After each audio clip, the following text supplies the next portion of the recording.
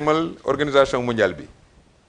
non loolu. day gën a compliqué. mënut a nekk parce que déjà investissement yi kaf engagement yi am signature contrat yi am pour ay conflit entre Sénégal ak Maroc yaakaar naa loolu mënul indi. bu doon sax conflit entre peut-être France ak Maroc wala Allemagne ak Maroc je comprends. nga xam nga amoon na un mais conflit dimension sous-jacent entre l'Espagne et le Maroc. oui kan mooy abrité tu as la vu finale ak yooyu noonu. waaw mais foofu sax donc parce que mënoon nañ c'est une ci grande loolu. nation de foot. ñun grande nation de football lañ xeebuñu suñu bopp. waaye quand même am na fu ñu yeggagul. am na fu ñu des waaw. te Maroc qu'on le veuille ou pas la preuve regarde la Romb nañu situation ci qui est au loolu. Moyen-Orient. xoolal position Maroc bi. géopolitique waaye foofu moom Maroc romb na. xoolal position Maroc bi fu mu faral au lieu moom mu dem jàppale maanaam. jullit yi c'est vrai que tu me diras que Iran ay chiites la ñu mais c'est des musulmans. il a préféré s'aligner dans le monde arabe mais dans le monde arabe bi tey c'est l'Occident c'est les États-Unis c'est l'Angleterre c'est la France mais boor foofu la faree.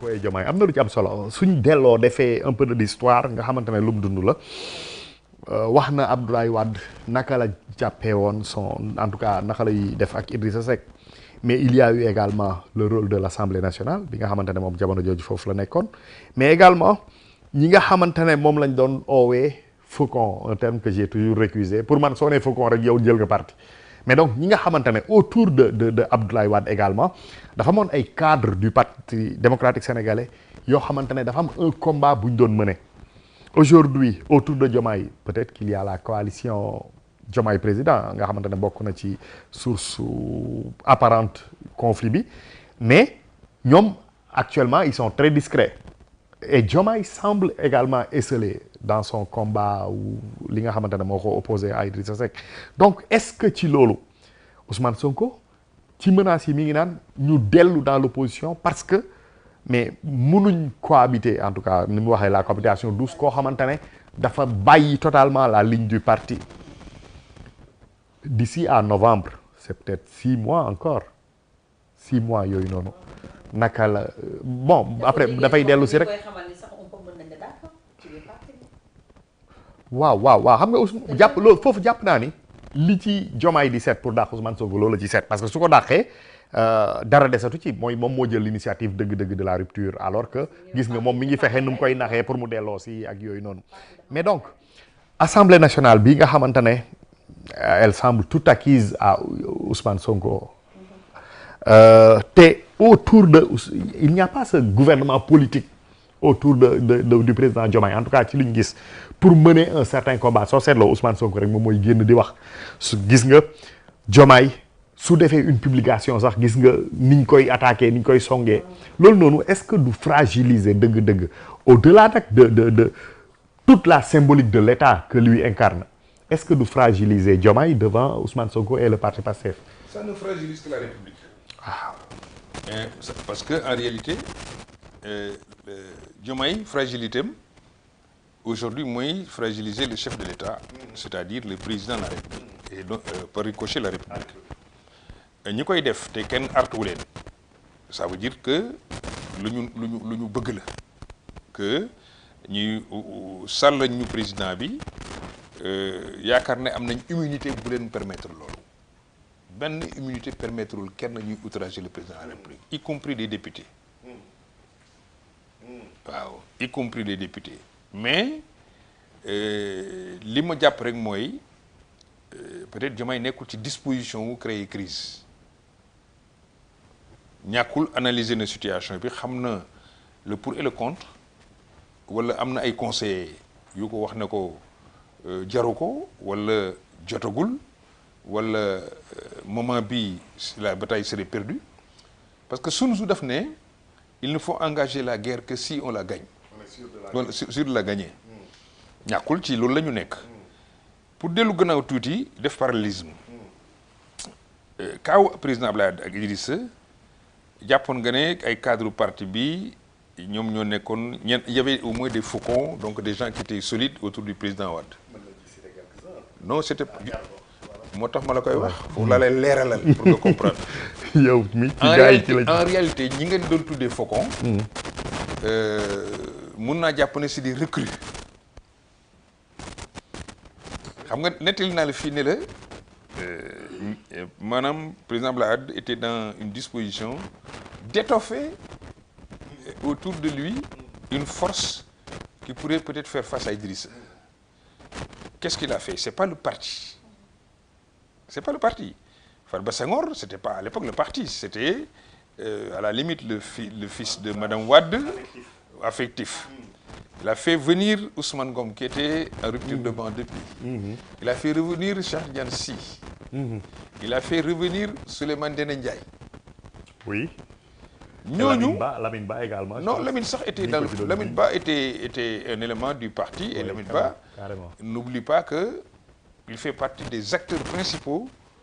Il y a eu la rupture entre Moustapha Niasse et Abdoulaye Wade pour la promotion d'Idi. Ah bon? Lamine, les premières salves, c'est de Lamine. Fadala Fataliko. Non, c'est Lamine Ba. C'est Lamine Ba qui a commencé dans le précurseur en disant que nous n'aurions pas de primature, et cetera. Bref. Ouais. Mais, bon, c'était Abdoulaye, c'était pas des gens qui avaient une maîtrise sur telle base politique ou telle base politique n'est que des éléments déterminants dans le parti. C'est presque à la limite des recrues. Cheikh Tidiane Sy ne faisait pas de la politique. Oui, c'est vrai que c'était vraiment un fidèle du président Wade. Ousmane était déjà en rupture de banc depuis. Bon, Farba, comme je te dis, c'était l'enfant de la maison. C'est comme ça qu'un noyau dur s'est constitué. En plus de Abdoulaye Faye. Oui. Quand même, le fidèle parmi les fidèles. Quand même,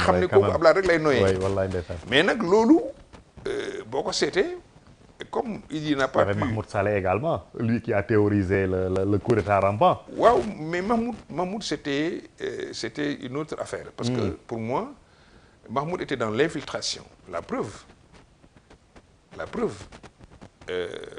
la nouvelle politique, c'est parti Mahmoud moo njëkk a accompagné Macky Sall. Oui. Macky Sall bi muy décidé nekk dissident. En 2007. C'était avec la nouvelle c'est parti nu mu tuddati. Le nouveau parti, non pas nouveau, j'ai oublié le nom. Renouveau. Pas renouveau. Il avait un parti politique. Il a créé un parti. Oui. Ça c'est Mahmoud. Donc tout le monde sait que avec l'histoire par la suite que Mahmoud le mot théorisé, le coup d'état rampant. Oui, mais pas pour Wade. Ah d'accord, c'était pas pour... Ah d'accord, ça me revient. Tu as compris maintenant? C'était pas pour Wade. C'était pas pour Wade. Élément nouveau, vraiment. Non, c'est l'histoire. Donc pour revenir à ça, Djingue Palais, toujours il y a une intrigue pour le contrôle du pouvoir. Ku la gën a ndaw mun na bokk ci éléments yi gën a dangereux. Moo tax ku nekkul biir palais war ngaa bàyyi xel ñi nekk biir palais am ak ñoom jàmm moo gën wóor am ak ñoom maanaam divergence yenn yi parce que bu xeex jotee moyens yi ñu am pour te faire face yow amuloo ko élément de renseignement yi ñu am doo ko am parce que ñoom bon moi j'étais pas au palais j'étais à la présidence à l'Assemblée. Mais il m'arrivait, dans des consultations, par exemple, de m'opposer, de suggérer au président de ne pas faire ça. Ou de suggérer au président de faire ça. Donner un conseil. Waouh, parce que wóolute nit bu la wóoloo te mu gëm ne yow sincérité da ngay dox sa diggante ak moom li nga koy demander en général da koy def bu fekkee nit ku bon nga entre guillemets wala ko bëgg a def lu bon la yàq dafa yomb foofu. Defar nit dafa yomb palais.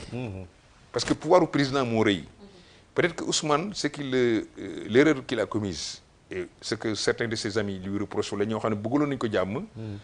d'avoir accepté d'être Premier ministre. Ouais. Certains pensent que de faire un palais à côté de Diomaye, que genre un ministre d'État comme qui n'est qu'un Tanor. Ouais, Tanor. Là, tu as le pouvoir entre tes mains.